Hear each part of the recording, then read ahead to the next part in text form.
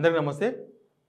Almost ఒక సంవత్సరం పాలన తర్వాత కేసీఆర్ ఒక మీటింగ్ పెట్టిండు. చాలా ఇంపార్టెంట్ మీటింగ్ అది. అసెంబ్లీ సమావేశాలకు ముందు రోజు. అసెంబ్లీ సమావేశాలు 9న అయితే ఈరోజే ఆ సమావేశం ఆయన వ్యవసాయ క్షేత్రంలో ఎమ్మెల్యేలు, ఎమ్మెల్సీలు మిగతా ప్రజాప్రతినిధులందరూ కూడా ఆ సమావేశానికి పిలిచిండ్రు. బహుశా కేసీఆర్ విజన్ ఏందో ఇప్పటిదాకా నిజంగా అర్థం కాలేదు. కేసీఆర్ ఈ సంవత్సరంలో ఆయన బయటికి రాలేదు. కేవలం బడ్జెట్ సెషన్లో మాత్రమే ఒకే రోజు వచ్చిండ్రు. ఆ రోజు 2 నిమిషాల మీడియాతో మాట్లాడి బడ్జెట్ పైన మాత్రమే ఆయన అభిప్రాయం చెప్పగలిగినారు. కానీ రేవంత్ రెడ్డి పాలన పైన లేకపోతే ఈ మధ్య జరుగుతున్న రాజకీయ పరిణామాలపైన ఇప్పటిదాకా ఆయన విజన్ బయటికి ఓపెన్గా చెప్పలేదు.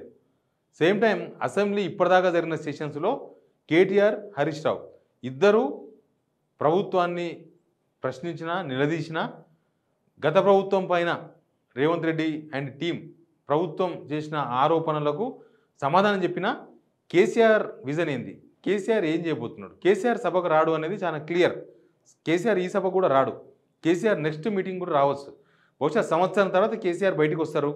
సంవత్సరం తర్వాత ఆయన జనాలకు పోతాడు, బస్సు యాత్ర చేస్తాడు, లేకపోతే ఈ ప్రభుత్వ వైఫల్యాలను ఆయన జనాలకు తీసుకుపోతాడు. ఇట్లాంటి చర్చలు చాలా ఉన్నాయి.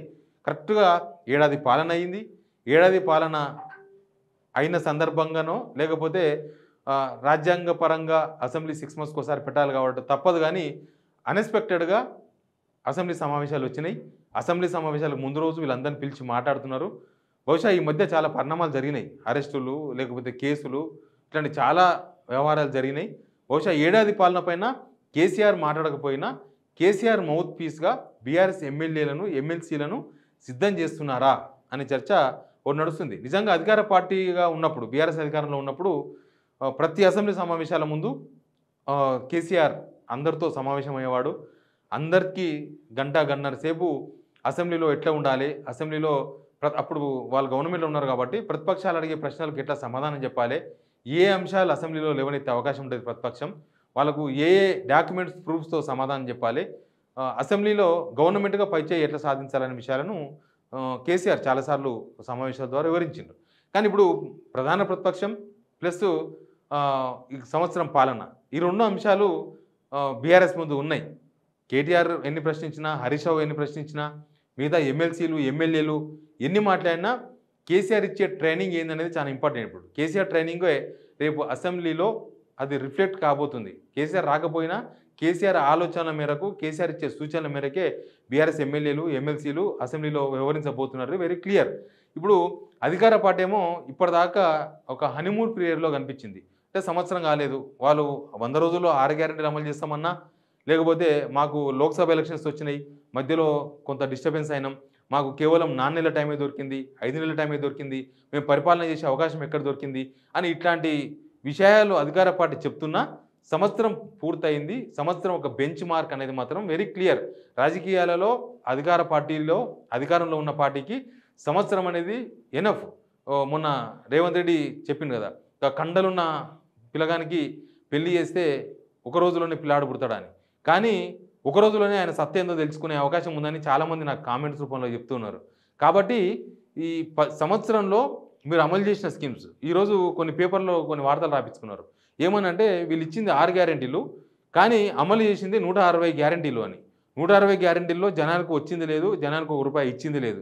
జనానికి ఇచ్చిన హామీలు, ప్రధానమైన హామీలు, జనం ఏ దానికైతే ఆశపడి లేకపోతే దేనైతే చూసి కాంగ్రెస్ కోటేసినారో అవి మాత్రం ఇప్పటిదాకా అమలు కాలేదనేది వెరీ క్లియర్.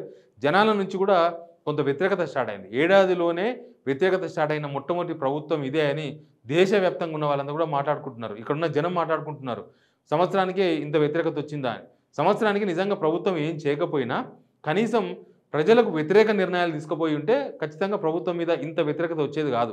కానీ పాజిటివ్గా జనాలకు ₹1 వచ్చేదో, లేకపోతే జనాల బాగు కోసం చేసే పనులు చేయకపోగా జనాలను నష్టపరిచే విధంగా హైడ్రా లాంటిది, మూసీ లాంటివి, ఇంకా కొన్ని నిర్ణయాలు, దుందుడుకు నిర్ణయాలు, తొందరపాటు నిర్ణయాలతోనే కాంగ్రెస్ ప్రభుత్వం పైన తీవ్రమైన విమర్శలు వచ్చినాయి.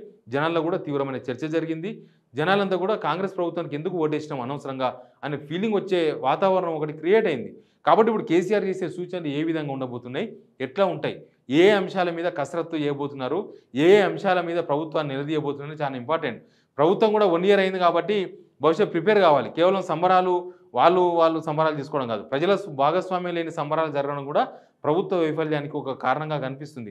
ఒకవేళ మీరే గనక హామీలు అమలు చేసుంటే, ప్రభుత్వమే గనక ఇచ్చిన హామీలు అమలు చేయడంతో పాటు జనాల సంక్షేమం ప్లస్ జనాలను సంతృప్తి పరిచి ఉండింటే ఈరోజు జరిగే సంబరాలు ఇంత నిట్టూర్పుగా, నిస్సహాయంగా, ఇంత డల్‌గా ఉండేది కాదు. ఖచ్చితంగా ఊరూరా సంబరాలు జరిగేది. ఊరూరా రేవంత్ రెడ్డికి పాలాభిషేకాలు జరిగేది. బలవంతంగా గాంధీ భవన్‌లో మెట్ల మీద పెట్టి కేవలం కాంగ్రెస్ పార్టీలో పదవులు ఆశిస్తున్న వాళ్ళో, లేకపోతే పదవిలో ఉన్నవాళ్ళు మాత్రమే పాలాభిషేకాలు జరిగేది కాదు. ఖచ్చితంగా ప్రతి ఊర్లో కూడా ఆ పాలాభిషేకాలు జరిగేది. కానీ ప్రభుత్వం చేసిన తప్పిదాల వల్ల, ప్రభుత్వ వైఫల్యాల వల్ల జనం ఎవరు కూడా కనీసం పిలిస్తే కూడా ఆ సంబరాల్లో పార్టిసిపేట్ చేసే పరిస్థితి లేకుండా పోయింది. ఈ టైంలో కేసీఆర్ ఏం చెప్పబోతున్నారు? కేటీఆర్ సూచనలు ఏంటి? కేటీఆర్ ఏ అంశాల మీద వీళ్ళకు ట్రైనింగ్ ఇవ్వబోతున్నారు? ఎమ్మెల్యేలకు, ఎమ్మెల్సీలకు అందరికీ ఏ అంశాల మీద చెప్పబోతున్నారని చాలా ఇంపార్టెంట్ పాయింట్.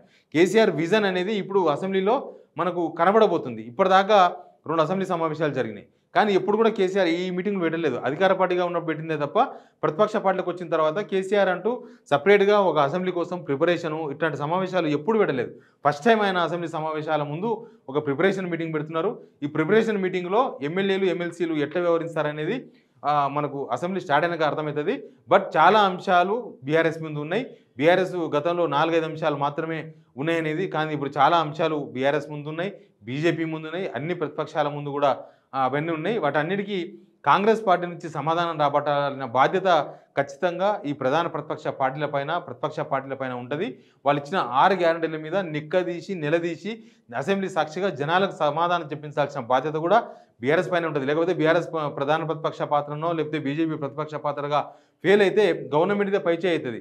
ఏ హామీ అమలు చేయకుండానే, ఎక్కడ ఎవరికి రూపాయి ఇవ్వకుండానే, వీళ్ళు ఇచ్చిన హామీలు అమలు చేసుకోకుండానే గవర్నమెంట్ ఒక అసెంబ్లీ సమావేశాలను నిర్వహించి తూతూ మంత్రంగా అయిపోగొడితే ప్రజల ధనం కూడా దుర్వినియోగం అవకాశం ఉంటుంది. కాబట్టి ఇప్పుడు కేసీఆర్ ఏ అంశాలను వీళ్ళకి చెప్పబోతున్నారు, కేసీఆర్ ఇచ్చే ట్రైనింగ్ ఏంది, ప్లస్ ఈ అసెంబ్లీలో బీఆర్ఎస్ వ్యవహరించే తీరు ఎట్లా ఉండబోతుంది అనేది మాత్రం కొంత ఇంట్రెస్టింగ్గా కనిపిస్తుంది. బహుశా ఈసారి సమావేశాలు చాలా హాట్గా జరిగే అవకాశం కనిపిస్తుంది.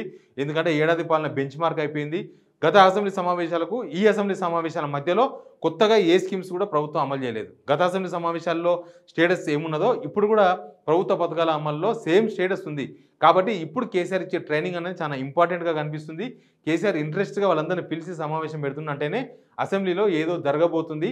అసెంబ్లీలో ప్రభుత్వాన్ని ఉక్కిరి బిక్కిరి చేస్తారేమో, ప్రభుత్వం నుంచి జనానికి సమాధానం చెప్పిస్తారేమో అన్న ఒక చర్చ అయితే నడుస్తుంది. Please subscribe signal TV.